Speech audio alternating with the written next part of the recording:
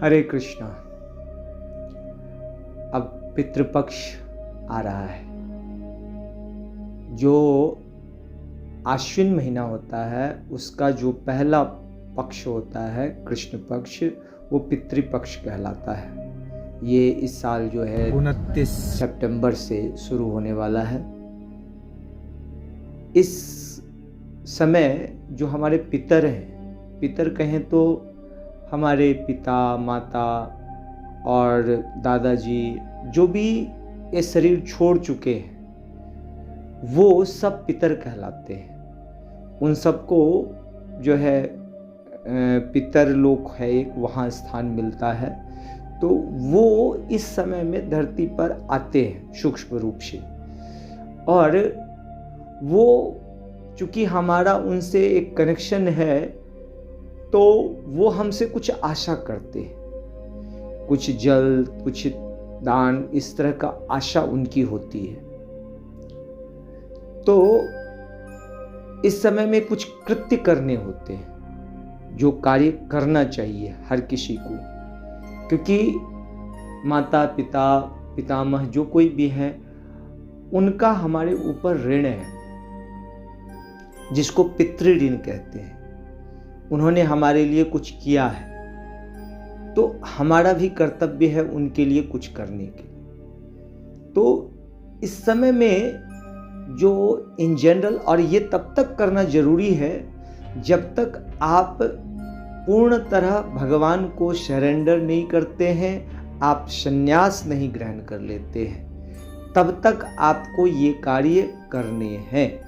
केवल एक सन्यासी है जिसने अपना जीवन, शेष जीवन भगवान को समर्पित कर दिया है, उसके लिए ये नियम नहीं है। बाकी सभी के लिए ये नियम है कि वह अपने पितरों के लिए कुछ कृत्य करे। स्पेशली जो ये पितृपक्ष का महीना पखवाड़ा है उसमें, तो उसमें करना ये होता है, जैसे 15 दिन है तो इन 15 दिनों में आपको किसी पवित्र जलाशय में, जैसे कोई पोखर हो, कोई तालाब हो, कोई नदी हो, और गंगा जी हो तो सबसे उत्तम है, या किसी तीर्थ में जैसे गया जी है, पुष्कर है और आपका बद्रीनाथ है, इन सब जगहों पे जो पुण्य तीर्थ हैं वहाँ पे उनके लिए जल और तिल अर्पण किया जाता है। तर्पण किसको कहते हैं, उनके नाम से जल दिया जाता है। तो ये कार्य करने होते हैं। और साथ में कोई इसमें जो मुख्य चीज़ होता है, जो आप वैसे आप जो कराने वाले लोग हैं पंडित, उनसे आप पूछेंगे तो वो आपको सामग्री बताएंगे, लेकिन जो मूल रूप से मुख्य चीज़ जो होती है वो होती है कि आपको एक कुशा लेनी है, और कुशा के साथ में एक कोई फल लेना है, जैसे खीरा है या सेब है, कोई भी ऐसा एक फल लेना है। उसके साथ में जो है पंडित जी मंत्र के साथ में जल का तर्पण करते हैं। पहले भगवान विष्णु के लिए, सूर्य के लिए, जो देवता हैं उनके लिए तर्पण किया जाता है, फिर ऋषियों के लिए तर्पण किया जाता है, देवताओं के लिए तर्पण किया जाता है, और लास्ट में फिर जो आपके पितर हैं उनके लिए तर्पण किया जाता है। तो ये विधि है इसका। तो ये करने के बाद फिर जो पंडित हैं जो आपको कराते हैं उनको कुछ दक्षिणा अर्पित करनी होती है। तो ये इन 15 दिनों का क्रियाकलाप होता है, करना होता है प्रतिदिन। आपको पूरे 15 दिन करने हैं ये, और अगर ना हो सके तो 1-2 दिन भी कर सकते हैं। कोई अगर सक्षम नहीं है इसमें कि हम 15 दिन कर सकें, तो 1-2 दिन भी किसी दिन 1 दिन तर्पण कर सकते हैं। और इन विशेष करके जिस दिन आपके पितर, माता पिता या जो भी है, स्पेशली तो माता पिता मेनली मुख्य रूप से है, कि उनकी तिथि जो अगर पड़ रही है इसमें, जैसे किसी की एकादशी है, किसी की दशमी है या किसी की अष्टमी है, तो जिस तिथि में वो गए हैं उस तिथि में जो है उनके लिए एक ब्राह्मण भोजन कराना होता है। तर्पण के साथ में एक ब्राह्मण का भोजन कराना पड़ता है। अगर आपकी माता जी भी हैं तो एक ब्राह्मणी या एक ब्राह्मणी स्त्री का भी भोजन कराना पड़ता है। तो ये करने से आपका जो है ये पितृऋण से ऋण होता है। इस कुछ लोगों को जैसे कुंडली में बताया जाता है पितृदोष है, तो उनके लिए विशेष रूप से ये हो जाता है, इस समय में पूजा करने से उनको जो है पितृदोष से मुक्ति मिलती है। अब प्रश्न एक और आता है कि हमें ज्ञात नहीं है कि हमारे माता पिता या हमारे दादाजी वो किस तिथि में गए हैं, ये हमें जानकारी नहीं है। अब उनके लिए कैसे करें? तो उनके लिए ये नियम है कि रोज़ आप जो है ये 15 दिन जो है उनको जल दान कीजिए, तर्पण कीजिए, और जो अंतिम दिन है अमावस्या का, उस दिन जो है उनके नाम से आप ब्राह्मण भोजन कराइए और तर्पण करिए। हो सके तो एक उद्दिष्ट श्राद्ध करिए। तो ये अगर सारा चीज़ें करते हैं तो आप पितृऋण से मुक्त होते हैं। ये करणीय है। कई बार लोग इसको इस तरह से मानते हैं कि ये ज़रूरी नहीं है, और कौन देखने के लिए आता है। तो देखने के लिए तो ठीक से नहीं आता है, लेकिन जो आता है वो उसको आप नहीं देख सकते।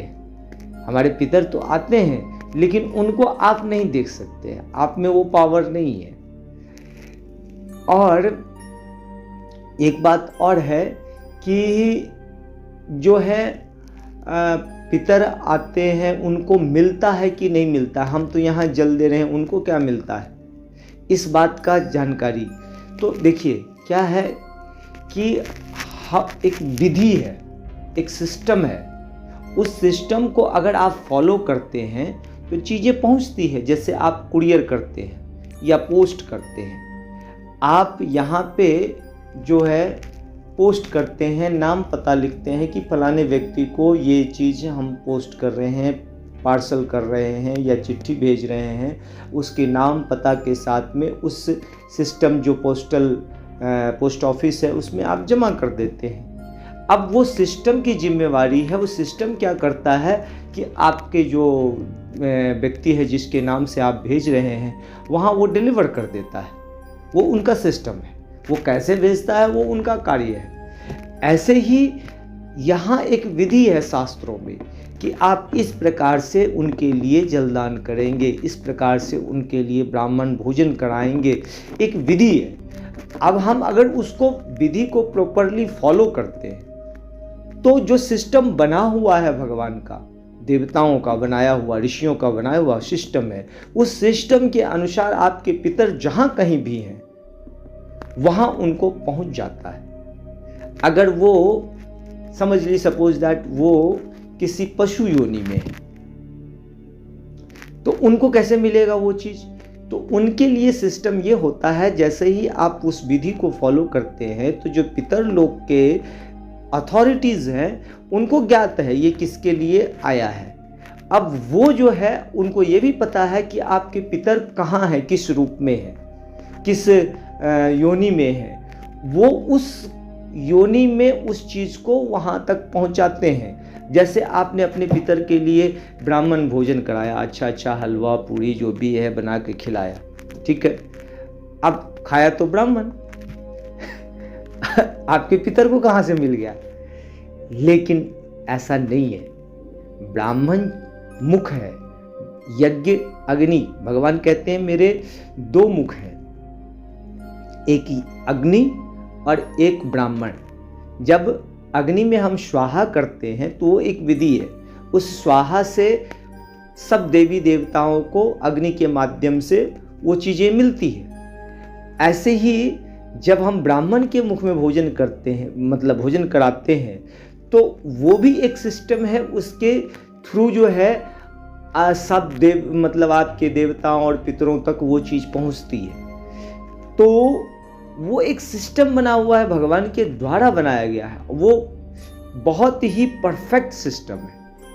हम उसको समझने के योग्य नहीं है।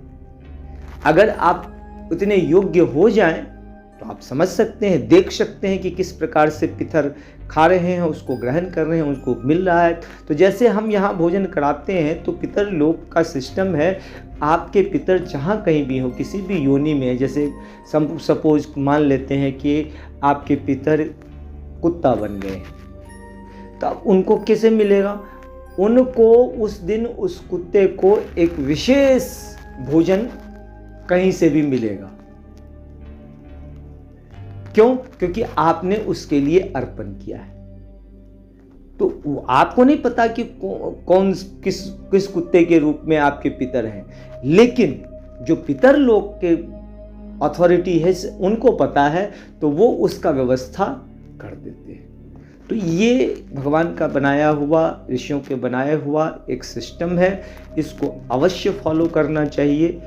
इससे हमारी शुद्धि होती है, धीरे धीरे हम इस योग्य बनते हैं कि हम भगवान तक पहुंच जाएं, भगवान को समझ सकें, भगवान के बनाए हुए सारी जो सृष्टि है उसको समझ सके और फाइनली हम भगवान तक पहुंच सके।